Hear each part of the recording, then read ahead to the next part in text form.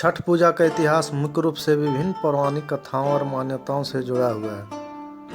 पहला, रामायण काल। भगवान राम और माता सीता माना जाता है कि 14 वर्ष के वनवास के बाद अयोध्या लौटने पर भगवान राम और माता सीता ने मुद्गल ऋषि के कहने पर कार्तिक शुक्ल षष्ठी को सूर्य देव की उपासना की थी और छठ व्रत किया था। तभी से यह परंपरा प्रचलित हुई। महाभारत काल। द्रौपदी और पांडव। जब पांडव जुबे में अपना राजपाट हार कर वनवास में थे और कठिन दौर से गुजर रहे थे, तब द्रौपदी ने पुरोहित धौम ऋषि के कहने पर रवि षष्ठी व्रत छठ व्रत किया था। इस व्रत के प्रभाव से पांडवों को कष्टों से मुक्ति मिली और उन्हें उनका राज वापस मिला। सूर्यपुत्र कर्ण। एक अन्य मान्यता के अनुसार सूर्यपुत्र कर्ण ने सबसे पहले सूर्य देव की उपासना शुरू की थी। वह रोजाना कमर तक जल में खड़े होकर सूर्य को अर्घ्य देते थे और इसके बाद दान करते थे।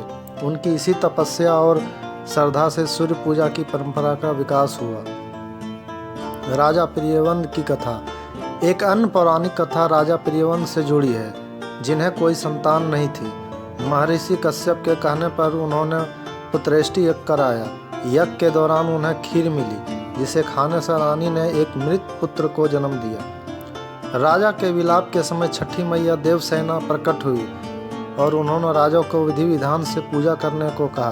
राजा ने देवी के कहे अनुसार पूजा की, जिससे उनका पुत्र जीवित हो उठा। यह पूजा कार्तिक शुक्ल षष्ठी के दिन की गई थी। ऐतिहासिक प्रमाण। कुछ स्थानीय लोक मान्यताओं में ऐतिहासिक प्रमाण भी मिलते हैं, जैसे झारखंड के बड़का गांव में राजा दलेल सिंह ने 1680 ईस्वी के आसपास दुमारो नदी के तट पर छठ महापर्व की शुरुआत की थी। इस प्रकार छठ पूजा का इतिहास प्राचीन काल से चला आ रहा है, जो रामायण और महाभारत काल की प्रमुख घटनाओं से जुड़ा हुआ है और समय के साथ एक लोक आस्था के महापर्व के रूप में स्थापित हुआ है।